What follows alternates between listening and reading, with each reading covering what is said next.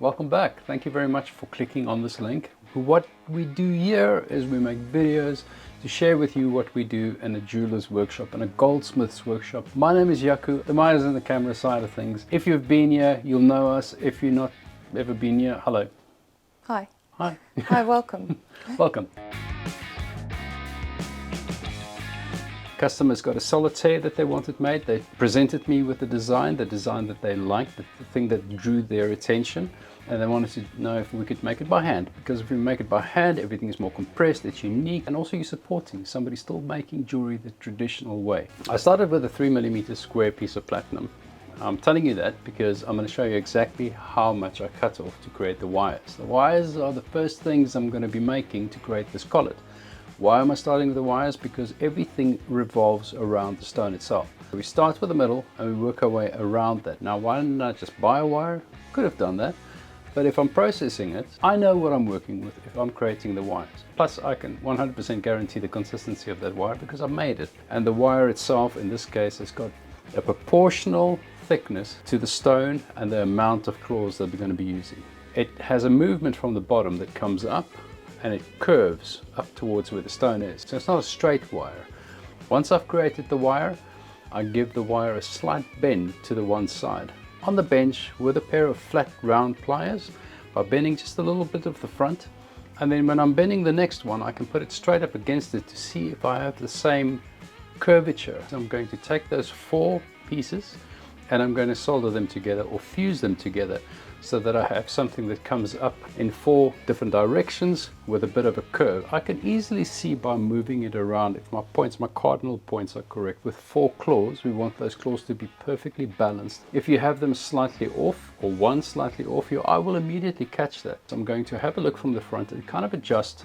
If I didn't get it perfect with the soldering, the 4 cardinal points, north, east, south, west type of thing. From there onwards, I'm going to try and extend that bend that I've done previously to a point where I've got that first curvature that I was talking about, where the curve comes up and it comes around that first part where they connect because they're coming from the same stem. Outwards, I want to make sure that that curvature is correct on each one of them. Now remember, we bent that on the bench, I put them down, I measured them and everything was fine.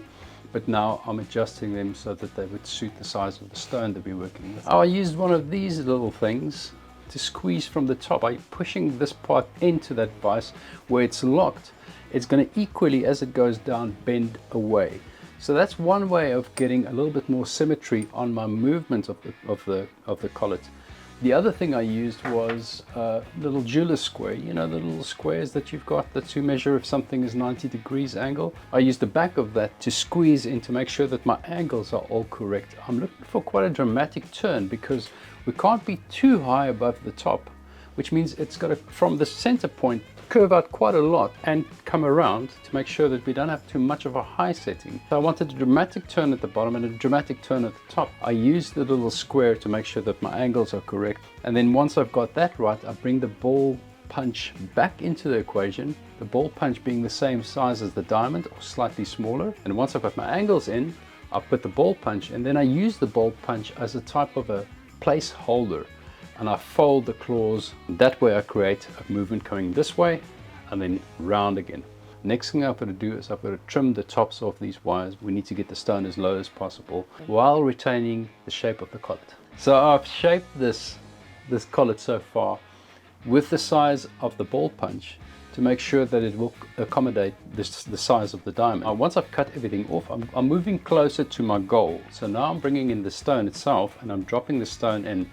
I'm checking everything at this point, because I know the stone's not just going to be lying there, it's going to be slightly lower. So I'm looking at the stone, I'm making sure that my wires are still where they should be, and I'm also sort of making a little mark to see where am I going to be cutting this. I've got this excess at the bottom, I'm going to be cutting that off. I kind of know where my stone's going to lie now. The cavity's been created because of the ball punch, and I've cut the tops off. So I can see that the diamond lies a certain height, and I know that because I'm going to be cutting in a little lower than that, I can then slip the diamond in. And as always, I mention this, I cut about 1/3 into the wire, at least 1/3, so that I've got 2/3 of metal that will protect the diamond. Where the girdle touches the metal, I'm going to be slightly lower than that. Next thing I've got to do as part of the construction of this collet that will give it its strength, which is to create something that holds the wires together.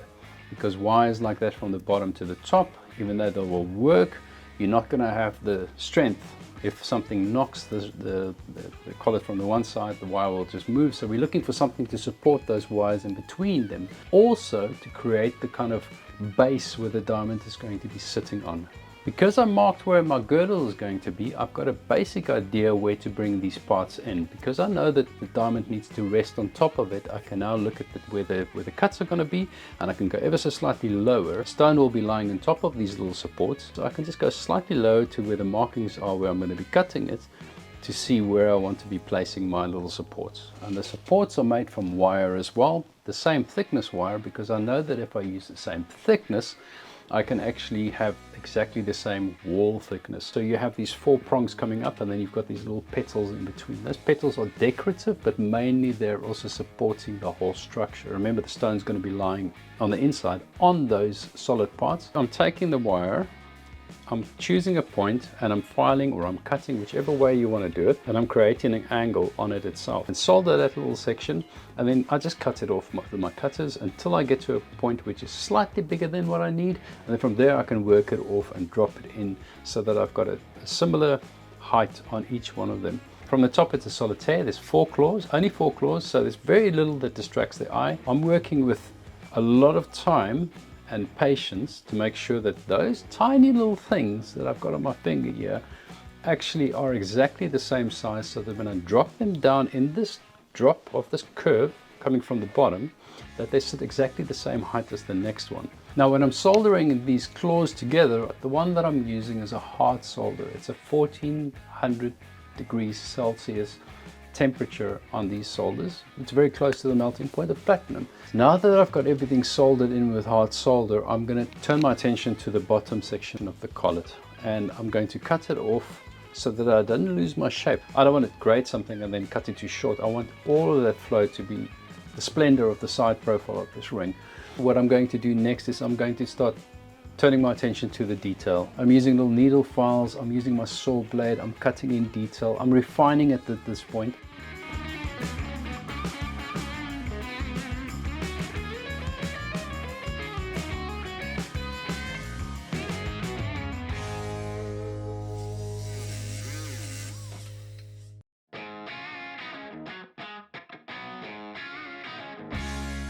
I've been sent these banana sandpaper. You know what, I've never read that. Now these were sent to me by Stiller. As we get things coming into the workshop from time to time, they might be slightly vanilla, and I've got a shout out to these things. I mean, I'm converted.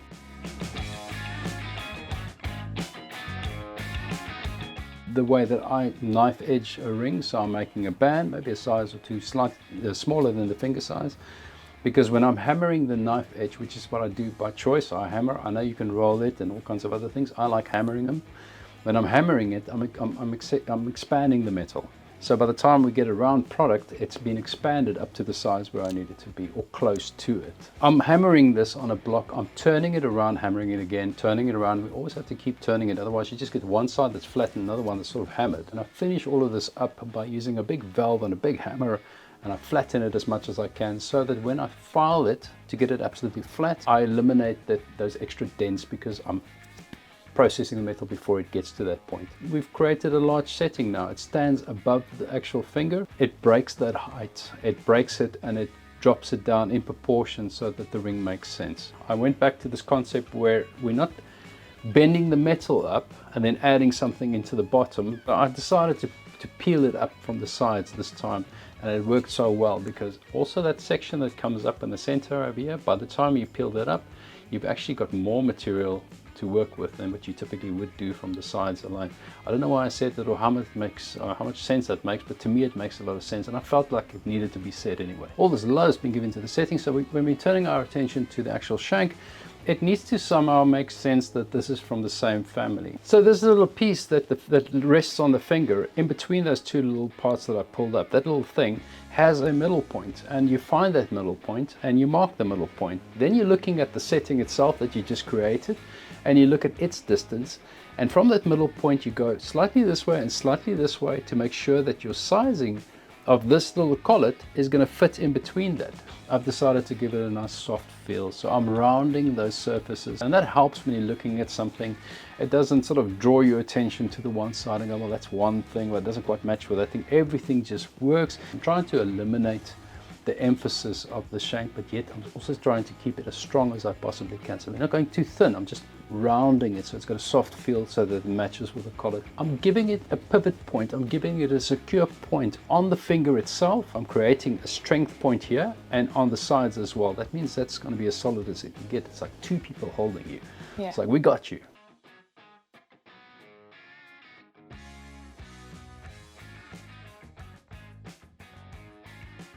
There's the final product. It came out all right. I used a talent claw setting on the top there, meaning that, why are you pointing at me? What's going on? Because we have a video on that. We have a video on talent claw setting. Literally this talent claw setting. Ah, we do. There is a video on this talent claw setting. Small little bits and pieces makes you know, for a beautiful piece of work. It's always interesting with the customers as well how this came about, and I wish I could share those things with you, but obviously those are personal things that happen to us as goldsmiths with the customers itself. But it's just been an absolute joy. If you've got any questions, as per usual, it's the comment section, guys. It's not me, it's a community. It's not me, it's you guys watching the video, talking to each other, and it helps. It helps because this is where I'm finding conversations of people going, hey, have you tried this? And the other guy, and then it becomes its own little entity. Community is what it's about. That's what we're trying to stimulate. We want you to make stuff by hand. We want you to preserve this thing called jewelry making, goldsmithing. That's it for the evening. I've got to go eat. It's late, it's after hours. What are we still doing at work? Cheers, bye. I'm not going to go to the bench. I'm going to go straight out. Cheers, bye. I'm going. Bye. You're going to take your apron off. No.